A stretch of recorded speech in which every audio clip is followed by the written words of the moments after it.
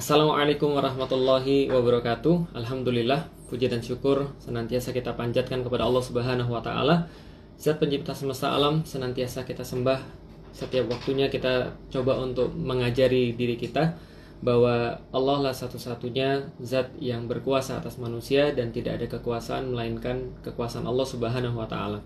Dan mudah-mudahan kita semua tetap berada dalam lindungan Allah, tetap berada dalam limpahan karunia daripada Allah.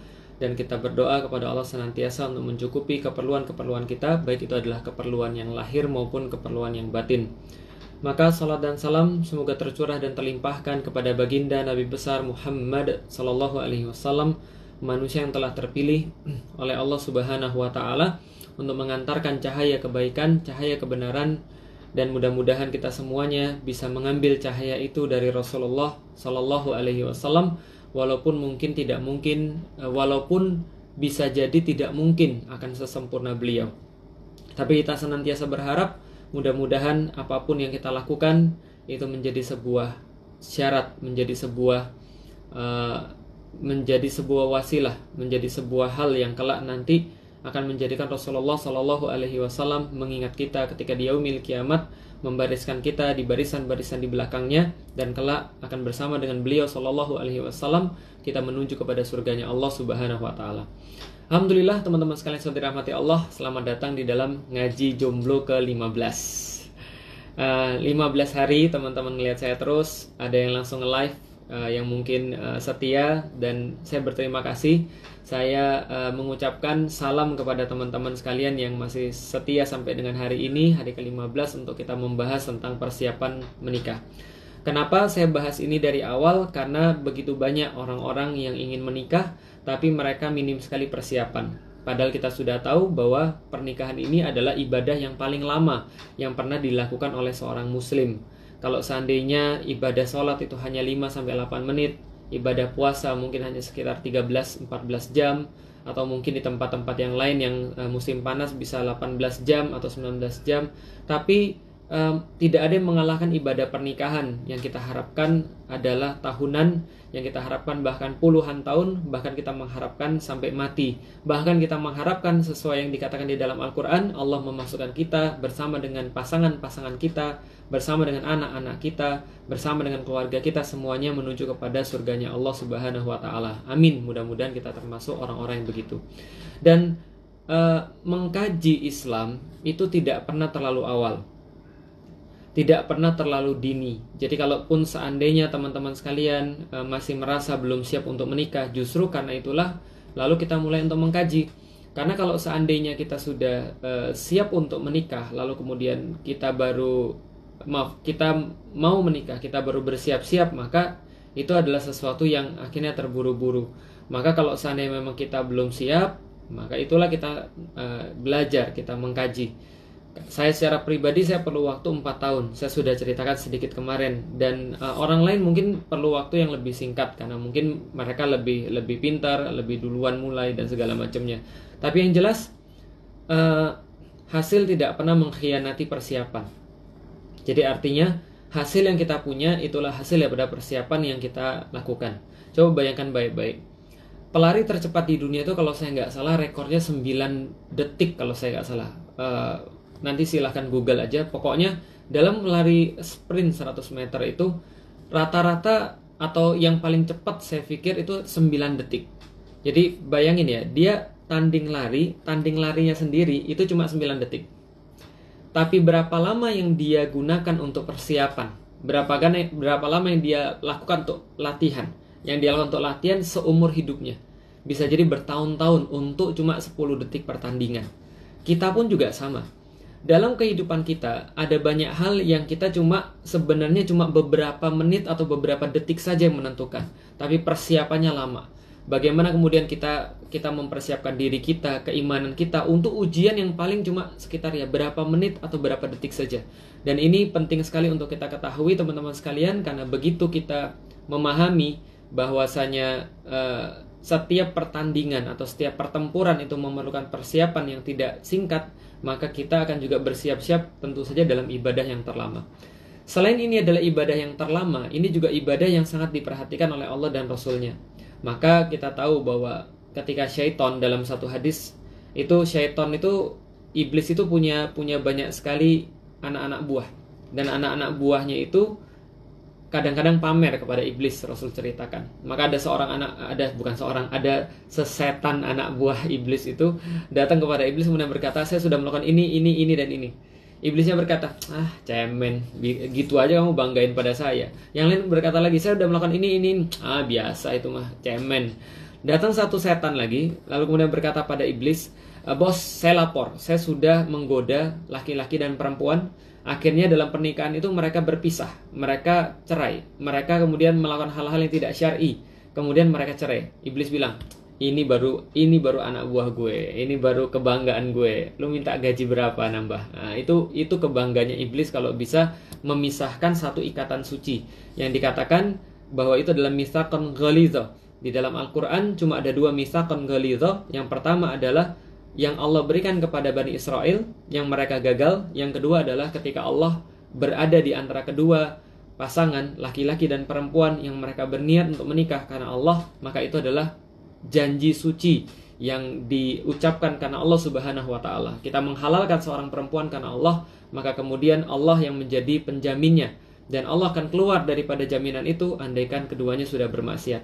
Maka kita tahu bahwa persiapan ini menjadi sangat penting sekali. Dan kita langsung saja teman-teman sekalian sampai pada bahasan yang kemarin tentang proses khitbah dan proses ta'aruf. Saya sudah ceritain bagaimana proses khitbah dan proses ta'aruf, apa saja yang boleh, apa saja yang tidak boleh, dan apa yang menjadi pengalaman saya secara pribadi.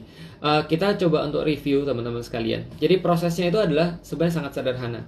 Kalau seorang muslim sudah menjalani semua hal yang kita bilang kemarin tentang belajar tentang Islam, mengubah persepsinya, memahami tentang keimanan, lalu kemudian mengetahui tentang bagaimana seorang muslim itu harus berlaku, kewajiban-kewajiban dia sebagai seorang suami, bagaimana kalau nanti dia jadi seorang ayah, apa yang menjadi tujuan hidupnya, apa yang menjadi life goals-nya dia, bagaimana dia menginginkan cara dia mati sehingga dia sudah siap untuk hidup, dan seterusnya dan seterusnya dan seterusnya.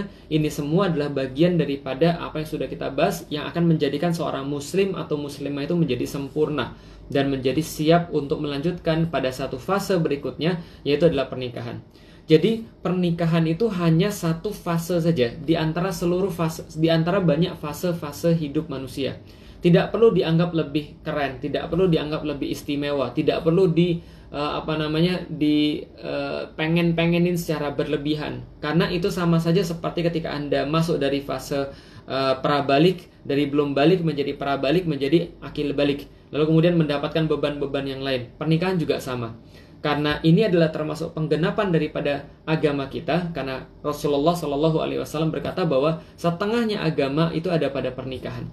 Maka tentu saja setengah beban kehidupan itu juga ada pada pernikahan. Dan kita tahu dari beban-beban, dari ujian-ujian, dari perintah-perintah Allah itulah kita mendapatkan bagian pahala kita. Dan Maha Suci Allah ketika Allah juga memberikan kenikmatan di dalam pernikahan itu. Sehingga tidak hanya kita mempunyai satu fase yang baru, tapi kita juga memiliki satu kenikmatan yang baru. Merasakan mawaddah, merasakan sakinah, merasakan rahmah. Maka ketika kita sudah siap dan kita sudah merasa oke, ini sudah saatnya saya untuk maju ke dalam fase yang berikutnya. Berapa umur ideal? Nggak ada. Rasulullah SAW menikah umur 25 tahun. Menikah dengan Khadijah yang umurnya 40 tahun. Artinya itu usia yang terpaut sangat besar sekali, yang mungkin di Indonesia sangat sulit untuk diterima. Jadi mereka bisa bilang mereka mengikuti sunnah Rasulullah. Tapi begitu kemudian seorang laki-laki menikah dengan seorang perempuan 40 tahun, janda pula, maka itu pasti menuai omongan yang sangat banyak. Tapi teman-teman sekalian, di sini ada beberapa pelajaran. Bahwa pertama, Rasulullah SAW umur 25 itu sudah lebih daripada matang. 25 sangat matang sekali, karena beliau umur belasan pun sudah terlibat dalam beberapa peristiwa-peristiwa yang bersifat khusus di antara orang-orang kafir Quraisy pada saat itu. Dan artinya kecerdasan beliau itu, kecerdasan emosionalnya, kecerdasan fisiknya itu sudah di atas orang rata-rata. Itu Rasulullah SAW. Nah, maka kita pun juga sama. Ketika kita sudah siap memang untuk meminang seorang wanita, maka khitbah saja. Khitbah itu apa? Simply permintaan kepada dia untuk bisa menikahi dia. Kalau dianya sudah setuju, kita bisa lanjut kepada bapaknya. Karena khitbah ta'aruf itu salah satu ciri-ciri yang membedakan dengan pacaran adalah dia ada jangka waktu yang sudah ditetapkan. Kapan mau nikahnya? Bisa 2 bulan lagi, bisa 3 bulan lagi, atau bisa besok harinya, bisa juga 2 pekan lagi, tapi yang mana yang sudah disepakati. Maka masuklah dalam fase ta'aruf kalau sudah punya yang namanya timeline, gitu kan ya, sudah punya ujungnya kita mau kemana. Jadi kita tuh kalau melakukan sesuatu jangan ini kita lagi mau melarang apa? Nanti aja lah, yang penting kita ta'aruf dulu. Itu modus pacaran syariah, sudah saya bilang itu nggak boleh. Tapi kita tahu ujungnya ini mau kemana, kita tahu tangguhnya ini di mana, waktunya ini di mana, timelinenya di mana, sehingga kita bisa nyiapin. Inilah namanya komitmen. Dan saya sudah kasih tahu laki-laki itu akan berbuat yang terbaik kalau dia sudah muncul komitmen. Beda dengan perempuan. Perempuan itu mungkin tidak terlalu perlu komitmen untuk mencintai, tapi laki-laki perlu komitmen untuk mencintai. Maka cara yang paling pas untuk Anda melihat keseriusan seseorang laki-laki adalah dia mau komitmen atau tidak. Kalau dia nggak mau komitmen, ini bukan laki-laki yang baik. Gampang saja. Laki-laki yang baik, laki-laki yang serius, itu laki-laki yang punya komitmen. Kapan mau nikah dengan saya? Tanggal ini, bulan ini, insya Allah. Kalau semua sesuai dengan apa yang kita sudah rencanakan, insya Allah di bulan ini, insya Allah di tanggal ini, engkau menjadi milik saya sah insya Allah. Saya ambil daripada bapakmu dengan cara yang sah. Tapi ketika ditanyakan, kapan kita menikah? Ya nanti lihat aja dulu. Yang penting kita jalanin aja dulu. Enggak, ini laki-laki nggak punya komitmen. Dan sampai kapanpun, dan sudah dibuktikan dengan penelitian, laki-laki yang tidak punya komitmen tidak akan bisa develop perasaannya dari komitmen itu kepada rasa cinta yang hakiki. Itu yang membedakan. Maka ada orang yang nanya pada saya, Ustaz, kenapa pacaran tuh nggak boleh misalnya? Ya jelas sekali, pacaran tuh bukan komitmen. Pacaran tuh nggak ada komitmen sama sekali. Bisa jadi hari ini nyambung, bisa jadi besok putus. Dan itu bisa jadi seenak-enaknya dari salah satu pihak daripada keduanya. Saya bahasakan kayak orang pergi ke satu tempat, lantas dia mampir ke rest area. Mampir ke rest area, numpang makan, numpang ke toilet, lalu kemudian dia bisa pergi kapanpun yang dia suka. Karena itu nggak ada komitmen di situ. Nah, pertanyaannya, perempuan mau nggak jadi rest areanya? Mau serius atau mau main-main? Kalau mau serius itu adalah nikah. Kalau mau main-main ya pacaran. Nah, yang cewek-cewek mau diseriusin atau mau dimainin? Nah, karena kalau serius itu pasti ada komitmen. Nah, kalau ada komitmen itu baru laki-laki bisa develop cinta. Contoh lagi misalnya, orang pacaran itu nggak ada komitmen, nggak ada keseriusan. Maka kalau seandainya orang-orang yang dulunya pacaran, lantas ketika dia menikah, dia lalu selingkuh, ya itu wajar-wajar saja. Kenapa? Karena selingkuh dan pacaran nggak ada bedanya. Itu proses yang sama. Sama-sama bukan mahram, sama-sama satu hubungan yang tidak ada statusnya, sama-sama satu hubungan yang nggak ada komitmennya, sama-sama satu hubungan yang nggak halal, ya nggak? Sama-sama satu hubungan yang diem-diem.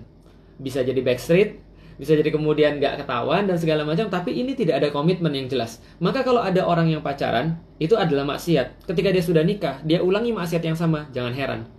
Jangan salahkan siapapun selain diri Anda. Kenapa? Karena Anda sudah memilih orang yang sudah berani bermaksiat kepada Allah. Kalau sama Allah aja dia berani bermaksiat, apalagi cuma sama manusia. Kalau sama Allah saja yang maha melihat, dia masih bisa untuk mengakali Allah. Dia masih bisa untuk menyembunyikan diri dia daripada Allah. Dia merasa bahwa dia nggak dilihat Allah. Apalagi cuma sama manusia, gampang banget nyembunyiin password HP. Lalu kalau maksiat pergi ke puncak, kalau maksiat pergi ke kota yang lain, atau pergi ke negeri yang lain. Kalau seandainya dia mau maksiat, dia punya cara-cara tertentu. Laki-laki punya banyak cara untuk bisa maksiat, dan Anda nggak akan bisa ngawasin dia 100%. Maka tinggalkan pengawasan itu pada Allah. Bagaimana kita tahu bahwa pengawasan itu ada pada Allah? Ketika seorang laki-laki itu dari awal menunjukkan komitmen bahwa dia ketaatannya hanya pada Allah Subhanahu wa taala, sehingga ketika dia taat pada Allah, dia memilih Anda karena Anda juga menaati Allah Subhanahu wa taala. Itu summary-nya. Ketika kita kemudian masuk dalam fase khitbah, maka sudah masuk khitbah, kita sudah tentukan tanggal untuk pernikahan, kita sudah tentukan waktu untuk ta'arufnya, maka yang kedua adalah tidak boleh khalwat. Maka kita tidak boleh berkholwat. Gimana caranya supaya tidak berkholwat? Boleh bawa keluarga. Maka seorang perempuan bisa bawa keluarga laki-laki, keluarga dari bapaknya misalnya, atau kakaknya, atau ibunya, atau seorang laki-laki yang mau yang mau ta'aruf dengan seorang wanita datang ke rumahnya. Seperti saya ketika sudah fase ta'aruf, saya bawa calon istri saya ke rumah saya. Jadi Ummu Alila saya bawa ke rumah saya untuk ketemu dengan bapak dan ibu saya. Begitupun juga saya pergi ke Pati untuk bertemu dengan keluarga dia. Untuk apa? Untuk menjelaskan ini ini loh saya. Nanti di situ orang tuanya nanya, Dek Feli kerja apa? Gitu kan ya. Oh iya, saya kerjanya di sini. Saya penghasilannya segini sebulan. Tapi ibu, walaupun mungkin tidak cukup, tapi insya Allah saya berkomitmen. Andai saya harus gosok WC ibu, saya akan gosok WC untuk membiayai anaknya ibu. Lalu kemudian dia bisa ngelihat kita. Pas kemudian saya pergi ke Pati, dan kebiasaan kita di kampus adalah sholatnya di masjid dong. Ya, karena waktu itu belum ada corona. Kebiasaan kita adalah sholatnya di masjid dong. Ketika kita sholat di masjid terus muncul desas-desus di antara orang-orang di kampung. Itu mantunya Pak Sini, orangnya soleh. Lah kenapa? Karena sholatnya di masjid. Nah itu menambah sifat positif dong, menambah satu hal yang positif. Padahal saya belum jadi mantunya, gitu ya. Jadi intinya adalah ini adalah salah satu contoh gimana cara kita menjalani khitbah dan ta'aruf. Yang jelas tidak ada yang namanya khalwat, dan kita memang sudah siap untuk menikah, tinggal menentukan kapan waktunya, lalu kemudian kita bisa masuk ke dalam fase berikutnya. Apa fase berikutnya? Mempersiapkan pernikahan. Nah ini adalah fase berikutnya. Nah ini saya pikir adalah sesuatu yang sangat sederhana sebenarnya tentang masalah mempersiapkan pernikahan. Pernikahan itu bukan sesuatu yang bersifat khusus di dalam Islam.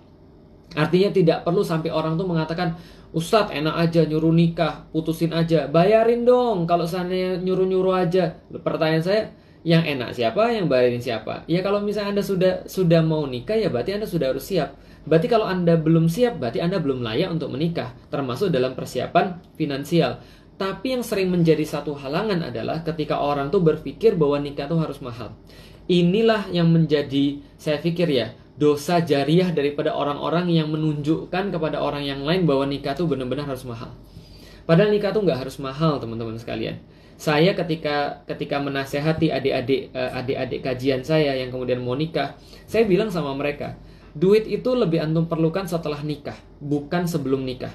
Andai kan antum misalnya anak-anaknya ya taruh anaknya bos besar misalnya, Anda mungkin bisa nikah dengan nggak ada masalah. Tapi nggak semua orang tuh orang kaya, tahu nggak? Nggak semua orang tuh orang berada. Kadang-kadang Anda tuh harus tahu diri, dan Anda harus tahu kemampuan seperti apa. Karena itulah saya pernah untuk mengarrange satu pernikahan teman-teman sekalian di tahun 2000 kalau nggak salah 2016 kalau saya nggak salah, atau 2013 atau 2016. Pernikahannya itu cuma 10 juta all in. Sudah termasuk catering, sudah termasuk yang menikah itu apa namanya penghulu, termasuk penghulunya, termasuk kemudian kos-kosannya, sudah termasuk ranjangnya, sudah termasuk segala macamnya, mahar dan seterusnya. Itu cuma 10 juta, dan itu bisa banget kalau kita mau untuk mengusahakan. Tapi mindset kita seolah-olah bilang gini, yang penting nikah tuh adalah seumur hidup sekali. Maka buatlah yang bagus. Akhirnya harus menghabiskan puluhan, bahkan ratusan, bahkan miliaran. Ya ini yang saya katakan bukan sesuatu yang harus kita lakukan. Karena nggak semua harus kita contoh. Kalau sesuatu itu adalah sesuatu yang nggak baik. Maka teman-teman sekalian, dalam rangka mempersiapkan pernikahan, kita memang harus tahu kapasitas kita seperti apa. Dan ini yang diomongkan juga kepada keluarga calon yang kita akan nikahi. Dan ini memang tergantung budaya, dan gak ada masalah. Budaya itu yang gak selalu salah. Tapi biasanya yang kejadian adalah kalau kita ke orang Jawa, misalnya kayak saya datang, lalu kemudian saya bilang, berarti nanti seperti apa ibu pernikahan? Gimana bapak pernikahan? Bapaknya bilang, ya saya ikut ibu aja. Kan saya sudah bilang, influencer terbesar adalah ibu. Ibunya bilang, ya nanti biar kita atur biar kita atur nanti seperti apa, biar nanti kita buat, walaupun kita nggak bisa mewah-mewah. Oh justru itu bagus. Lalu kemudian disampaikan, kira-kira nanti acaranya begini. Dan kita kan sudah ngobrol di antara pasangan. Saya dan istri saya ngobrol, saya tanya, gimana kalau pas nanti ngadain acara, biasanya proses pernikahan di kampung tuh kayak apa? Dia sampein, oh ada kayak begini-begini, nanti begini-begini, tapi kita harus hati-hati. Kenapa? Karena yang namanya pernikahan di Jawa itu nanti ada organ tunggalnya, nanti ada nyanyinya, nanti ada biar untuk mengawasi. Nah, kalau kita sudah tahu poin-poinnya di mana, pertama bakal ada biduan, lalu bakal ada orang yang le-lean, yang kemudian tidur sampai larut malam, begadang, lalu kemudian main judi di sana dan segala macamnya. Ada apa lagi? Ada biasanya sesembahan yang akan diberikan, ditaruh di mana dan segala macamnya, yang berpotensi merusak akad kita untuk menjadi sesuatu yang nggak syar'i. Padahal kita sudah jaga. Lalu saya tanya lagi, gimana nanti dengan orang yang datang? Orang yang datang dipisah atau tidak? Karena saya meyakini satu hukum ketika satu acara pernikahan misalnya itu harus infisal, harus terpisah antara laki-laki dan perempuan, tamu laki-laki dan tamu perempuan. Zaman dulu kalau kita ngomong kayak gini pada orang tua bisa langsung dihajar. Zaman sekarang mungkin lebih enak karena sudah banyak contohnya. Oh, ini pernikahannya artis ini aja kepisah kok antara laki-laki dan perempuan. Oh, ini pernikahannya ustadz ini contoh misalnya, atau pernikahannya orang ini sudah pengemban dakwah, sudah mulai terpisah, sudah mulai terbiasa. Dan orang-orang Jawa itu sebenarnya nggak digituin juga sudah misah sebenarnya. Karena laki-laki duduk sama laki-laki, sama bapak-bapak, ya yang perempuan-perempuan duduk sama perempuan. Itu sudah biasa kepisah kayak gitu kalau di orang Jawa. Karena budaya Islamnya masih ada, masih kental di situ. Beberapa mungkin ya. Tapi ada juga ya kayak tadi biduan yang goyang-goyang pas malam. Lalu kemudian ada orang yang begadang lalu main judi dan segala macam. Disitulah kita coba untuk membuat sebuah strategi dalam hal-hal kayak gini. Diskusi sama calon istri, jadi gimana, bisa nggak kamu ngomong sama orang tua bahwa kita nggak usah ada prosesi-prosesi yang aneh-aneh, nggak perlu ada sesembahan, nggak perlu ada yang biduan, nggak perlu ada judi. Lalu gimana dengan budaya adat Jawa saat misalnya, ya kalau misalnya contoh hanya sekedar beberapa simbolis misalnya menyerahkan beras atau kemudian nginjek telur dan segala macamnya. Selama itu adalah sebuah simbolis, kalau bagi saya, kalau saya salah, saya tolong nanti dikoreksi. Kalau ini adalah memang ada hubungannya dengan togut atau ada hubungannya dengan sesembahan berhala, saya tolong dikoreksi. Tapi saya tidak melihat itu ada sesuatu hal yang aneh, gitu kan ya. Artinya kalau misalnya biasa-biasa saja cuma sekedar nyerahin beras sebagai pertanda apa? Pertanda bahwa seorang suami akan memberikan pangan pada seorang istrinya misalnya. Lalu memberikan baju sebagai pertanda bahwa dia akan memberikan perlindungan baju kepada istrinya dan seterusnya, nggak ada masalah. Tapi kalau misalnya dandanan ala Jawa, nggak. Karena itu buka aurat berarti. Saya bilang sama istri saya, kamu bisa nggak untuk nyelesain checklist ini? Checklist apa aja yang kira-kira nanti akan jadi masalah. Coba kita checklist satu-satu. Oh, ini checklist. Oh ya, ini checklist. Oh ya, ini checklist. Oh ya, ini checklist. Kalau semua checklistnya sudah beres, kita kemudian ngomong sama orang tua, ya berarti alhamdulillah kita bisa melanjutkan pada pernikahan. Tapi sebelumnya kalau misalnya ini sudah beres, lalu bagaimana dengan uang? Saya bilang sama ibunya, ibu, dan ini harus diomongin. Tapi kita nggak enak saat inilah gunanya ta'aruf dan khitbah. Ingat, Anda itu bukan melaksanakan sesuatu yang main-main. Tapi pernikahan ini harus jelas. Maka harus benar-benar ditanya. Mohon maaf ibu, mohon maaf banget. Kalau nanti urusan untuk pengeluarannya, ini kira-kira siapa ya yang nanti akan menanggung? Itu harus ditanya. Kalau ibunya ngomong, iya kalau saya sih berharap adik yang nanggung dari pihak laki-laki. Ya berarti tinggal kita tanya, kira-kira berapa yang ibu perlukan? Dia bilang misalnya contoh, yang saya perlu sekitar 500 miliar. Waduh. Terus kemudian kita bilang, ya mohon maaf yang saya bisa berikan cuma 10-an juta misalnya. Atau 5 juta, atau berapa yang Anda sanggup. Tapi kalau saya Anda ketemu dengan orang yang baik, alhamdulillah kayak saya, itu kemudian saya nanya, ibu perlu berapa? Enggak usah. Ya seperti kan saya bilang kemarin, orang Jawa kan gitu kan ya. Enggak usah, enggak apa-apa, biar kita aja. Saya tanya berkali-kali nggak mau. Akhirnya bapak saya bilang, udah Lik nih, papi kasih uang. Bapak saya kasih 5 juta, saya kasih 5 juta itu kepada calon mertua saya. Ibu, ini dari bapak saya, mohon maaf tolong diterima, nanti untuk bantu-bantu pas akad. Untuk bantu-bantu acara pas walimah. Lantas kemudian diterima. Maka saya nikah istri saya itu cuma 5 juta. All in semuanya. 5 juta. Dan saya mengeluarkan duit lagi. Bukan duit saya sih sebenarnya. Duit bapak saya. Karena bapak saya yang bayarin saya. Untuk beli mahar. Lalu berupa mas kawin. Emas. Lalu kemudian seperangkat alat sholat. Lalu itu yang kejadian. Mudah banget. Dan teknis-teknis yang lain. Ngurusin surat dan segala macamnya. Ustadz, itu udah terlalu jauh. Yang maksud kita itu adalah bagaimana dalam ta'aruf ini kalau kita tidak cocok. Bagaimana cara menentukan kita cocok atau tidak. Saya sudah bilang sama antum, yang antum cari apa? Yang saya nih, misalnya antum ambil pengalaman saya aja deh. Saya nyari istri, itu adalah orang yang kelak bisa mensupport saya dalam dakwah. Berarti yang saya paling perlu adalah komitmen dia pada Allah. Dia boleh jadi punya pendapat-pendapat yang lain, tapi dia berkomitmen selama saya bilang qala Allah, qala Rasulullah, ketika Allah sudah berkata, ketika Rasul sudah berkata, maka dia serius untuk menjadikan itu sebagai pertimbangan dia. Itu aja yang saya perlu.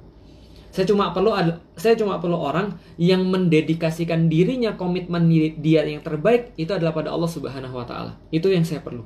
Itu cukup bagi saya. Oke, ini yang sudah wajib, sudah terpenuhi. Apalagi yang saya minta? Yang saya minta adalah seorang ibu yang kelak nanti akan mendidik anak-anak saya dengan cara tertentu sehingga nanti jadinya kayak saya. Dia nggak keberatan dengan aktivitas saya. Dan jelas dia nggak keberatan lalu kemudian bisa mendukung aktivitas dakwah saya, lalu kemudian bisa menjadi ibu daripada anak-anak saya. Itu adalah sesuatu yang saya anggap wajib. Maka kemudian apa lagi? Ya tentu dong, kalau punya anak berarti dia harus ya mohon maaf tidak punya kekurangan di hal-hal yang bisa mengakibatkan dia nggak punya keturunan. Walaupun pembahasan yang lain, kalau ada orang-orang yang nggak punya keturunan, itu bisa jadi pembahasannya berbeda. Bukan berarti sesuatu yang jelek atau sesuatu yang buruk, enggak. Sama sekali enggak. Karena bisa jadi ada kemuliaan yang lain yang Allah mau berikan pada orang-orang yang seperti ini. Tapi saya pastikan, seperti apa memastikannya? Ya tanya. Kamu, ya ini paling mudah ya. Seorang laki-laki bisa nanya, jadwal haidmu lancar atau enggak? Itu boleh. Kenapa? Karena itu salah satu tanda daripada kesuburan, jadwal haid misalnya. Atau misalnya kamu punya penyakit keturunan atau tidak. Misalnya contoh, ya jantung, atau misalnya penyakit-penyakit yang dalam dan segala macamnya. Ini boleh ditanyain pas ta'aruf dan khitbah. Yang saya perlu cuma itu saja. Bonusnya adalah dia rajin mengkaji Islam. Dia sudah mulai untuk membaca kitab-kitab tertentu yang saya pikir nanti akan berguna untuk anak-anak. Dia orangnya sederhana, dia orangnya mudah untuk disenangkan, karena orang desa, mudah untuk disenangkan. Dia orangnya bisa menghargai seorang laki-laki. Tapi ada kekurangan atau tidak? Jelas ada. Istri saya karena dia orang desa juga, Jawa Tengah mepet ke Jawa Timur, Pati, bicaranya agak kasar. Sedangkan saya orang Sumatera, Melayu yang agak lembut. Lalu kemudian ketika saya dengar kata-katanya, kadang-kadang saya merasa kata-katanya sangat kasar. Tapi bagi saya, ya sebagaimana yang disampaikan oleh Allah dan Rasulnya. Ketika Anda tidak menyukai sesuatu pada seseorang perempuan, Anda akan menyukai kualitasnya yang lain. Karena seorang perempuan itu, sebagaimana seorang laki-laki, ketika dia lebih dalam sesuatu, dia pasti akan ada kurang dalam sesuatu. Dan itulah manusia. Kita nggak bisa mengharapkan manusia 100% sempurna. Karena Anda pun nggak 100% sempurna. Jadi kalau misalnya ada kemana yang bertanya, Ustadz, bagaimana kita memastikan dia cocok buat saya? Menurut saya kalau memastikan dia cocok buat Anda itu agak nggak adil. Tambah di satu pertanyaan lagi. Nggak hanya apakah dia cocok bagi saya, tapi Anda juga harus bertanya, apakah Anda juga cocok bagi dia? karena Anda itu juga nggak sempurna, sebagaimana dia nggak sempurna. Maka ketika perkataan dia kadang-kadang kasar, maka kadang-kadang dia, menurut saya, Ummu Alila kurang playful misalnya. Menurut saya misalnya Ummu Alila punya beberapa kekurangan yang lain, misalnya terlalu polos misalnya dan segala macam, nggak bisa berpikir bahwa orang tuh punya satu plot terhadap dia misalnya. Ya itu adalah sesuatu yang harus saya tutupi. Di saat yang sama Ummu Alila tuh tegaan banget bisa jadi. Di saat yang sama saya tuh nggak tegaan banget. Maka itu juga melengkapi. Ummu Alila tegaan banget, saya nggak tegaan. Ummu Alila kadang-kadang melihat sesuatu dengan cara lebih berpikir panjang, saya nggak berpikir panjang. Saya kalau lagi mau sesuatu ya sudah, lakukan ya lakukan, beli ya beli. Ummu Alila bilang jangan dulu, sebentar, coba kita mikir dulu. Ya itu kan perempuan dan laki-laki saling melengkapi satu sama lain. Cara kita mendidik anak juga seperti itu. Kadang-kadang kalau saya marah dia ngingetin saya, kadang-kadang ketika dia kemudian nggak tepat saya coba untuk membenahi dia. Ya inilah namanya rumah tangga. Jadi ketika kita pendekatan yang kita cari juga hal yang seperti itu tadi. Bagaimana ketika kita melihat bahwa dia tuh punya karakter-karakter wajib yang sudah kita list di dalam kehidupan kita. Oh, dia sudah punya ini, berarti yang lain tinggal pelengkap saja. Bagi saya dia manis. Asik. Kenapa? Dari dulu tuh saya senang dengan perempuan-perempuan yang matanya bulat gitu kan ya. Nah, bagi saya kemudian Ummu Alila mempunyai karakteristik itu nggak wajib. Itu adalah sesuatu yang bersifat ya sunnah kali ya gitu ya. Terus apa lagi? Tapi dia hitam, ya nggak ada masalah. Lah kenapa? Kan sudah saya bilang, kita nggak ngukur tingkat keputihan, kita nggak nyari model untuk pemutih gitu kan ya. Lucu kan ya, jual pemutih tapi modelnya udah putih semua gitu kan ya, dan nggak bisa lebih putih lagi daripada itu. Oke, jadi artinya adalah kalau kita bicara tentang kualitas-kualitas yang kita inginkan, Anda yang harus jelas. Jadi kalau Anda bilang, apakah dia cocok buat saya? Berarti Anda itu yang nggak jelas untuk mengetahui apa yang Anda mau. Kalau Anda sudah jelas dengan apa yang Anda mau, Anda nggak akan bertanya seperti itu. Bahkan in the first place ketika Anda milih dia pun, Anda sudah memberikan filter-filter itu. Jelas ya? Jadi ketika khitbah, ketika ta'aruf, dan pun ketika dia menemukan hal-hal yang dia nggak sukai, hal-hal yang mungkin tersembunyi lalu dia temukan, lalu dia nggak suka, dia boleh saja mundur. Jadi kemarin ada yang bilang, sebentar, saya mau ngeklik lagi, bentar ya.